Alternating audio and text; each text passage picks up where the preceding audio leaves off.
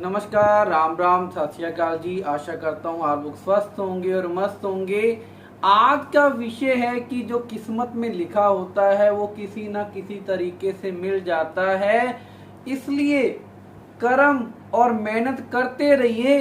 लेकिन दूसरी तरफ मैं किसी का नाम नहीं लूंगा, किसी को ये ना बोलते रहें कि आप जिंदगी में कुछ नहीं कर सकते, क्योंकि जो विधाता ने अपनी कलम पहले से चला दी हुई है, पता नहीं आपको क्या बनाकर छोड़ेगा। इसलिए अगर आप भगवान पर विश्वास करते हैं तो किसी को कोसना छोड़ दो, क्योंकि अगर उसकी किस्मत में कुछ लिखा है तो वो उसे मिल ही जाएगा। और जो मानते हैं, जो ये कहते हैं कि मेहनत से आदमी आगे बढ़ता है, तो थोड़ी सी जानकारी दे दूं कि अकबर से ज्यादा समझदार बीरबल जी थे, लेकिन बीरबल जी के नसीब में राजगद्दी नहीं थी। अब ऐसे ही एक छोटी कहानी से आपको समझाने की कोशिश करता हूं। कहानी का सार ये है, दो कीमती जूते।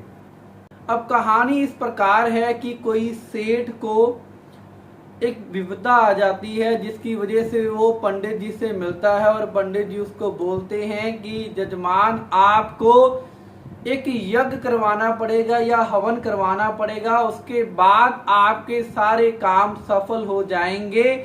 तो पंडित जी के समय के अनुसार वो जजमान मंदिर पहुंच जाता है और उस जजमान ने बड़े कीमती जूते पैरों में पहने होते हैं, लेकिन वो मंदिर के अंदर लेके नहीं जा सकता, जिसकी वजह से वो ये सोचता है कि इतने कीमती जूते अगर मैं यहाँ पर उतार कर अंदर जाऊं तो कोई इसको चोरी ना कर ले। ऐसा सोचता ही है और ऐसे सोचते सोचते ये भी कहता है कि अगर मैं जूते उतार कर अंदर चला भी गया तो मेरा सारा दिमाग या मेरा सारा ध्यान उन जूतों की तरफ ही रहेगा, कहीं ये चोरी ना हो जाए। तो मंदिर के बाहर एक भिखारी बैठा होता है और उसको बोलते हैं कि आप मेरे जूतों की देखरेख करें, इसके लिए मैं आपको 100 रुपए दूंगा।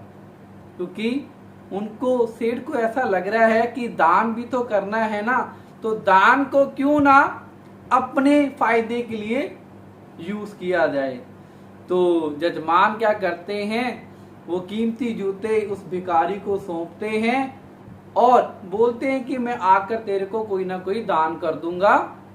तो जब वो अंदर जाते हैं, 1-2 घंटे बाद जब पूजा संपन्न होती है तो वो बाहर आते हैं, तो वो इधर उधर देखते हैं और जूते और वो भिखारी दोनों ही गायब होते हैं।